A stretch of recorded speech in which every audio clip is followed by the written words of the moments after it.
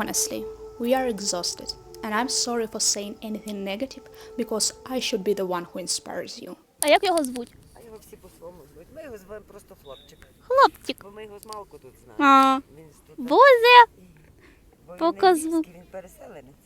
А. Кажуть, що їх привезли двох були. Угу. Якийсь цей. Ляля, моя ляля. Ой-ой-ой. Дехто його називає, як його називають? Стьопа. І Бімба. It reminds me that 2014, when the world was mostly quiet as Putin annexed Crimea. This was a day the world order we have got used to was over and international law regulation were not working anymore. And for me, it was the wreck. Do you remember from your childhood when you was a kid, the history classes and the paragraph that you were trying and struggling to understand, full of different events and dates, completely logically unstructured? So, guys, remember it. We are now on this page of the history, and what is most important, that we have not lasted too long to understand what the end of the paragraph was. But now we have no choice. We need to figure out. And for sure, we need to figure out how to survive this history episode, even though nationalists in Ukraine never ended well. Please check books. Vasyl Semenenko, Lina Kostenko, and Vasyl Stus, they all were chased and jailed. I'm not completely sure what is happening now in your media field, but I'm sure it's crazy, guys. However, in Ukrainian media news, I'm hearing the rumors, and rumors now are more official and obvious, that Zelensky office is preparing to elections, and elections will be held after the Easter, if Trump will negotiate about ceasefire. However, now we see what a ceasefire can it be if you all have seen the Kryvyi Rih bombing, Dnipro bombing, and even Kamenskaya bombing. And all it was civil apartment buildings.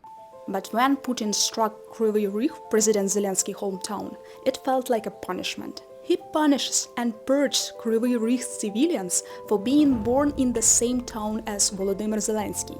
And the silence from some world leaders, like a lack of strong response from Trump's team, only gives Putin more freedom to act.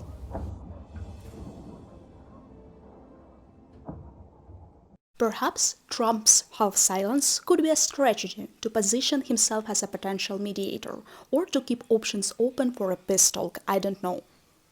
He is nonchalant and understands that he can do everything and no one will say anything.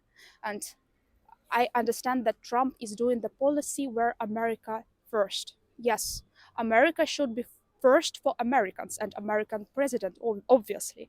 However, the fight with genocide, where kids are dying, should be like second in America's policy, not 102nd somewhere in the end of the list, you know.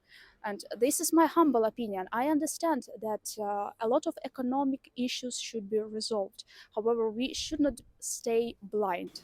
But guys, it's really scary to live in the reality in the world where one country has enough military power that allows them to invade a weaker one, and often the world won't stand up against it. But besides the fatigue, burnout and depression, Ukrainians haven't given up. You see, guys, we're still here, we are volunteering, and we're grateful and welcoming everyone from abroad who are joining us. Every attack on our cities and people only strengthens our determination.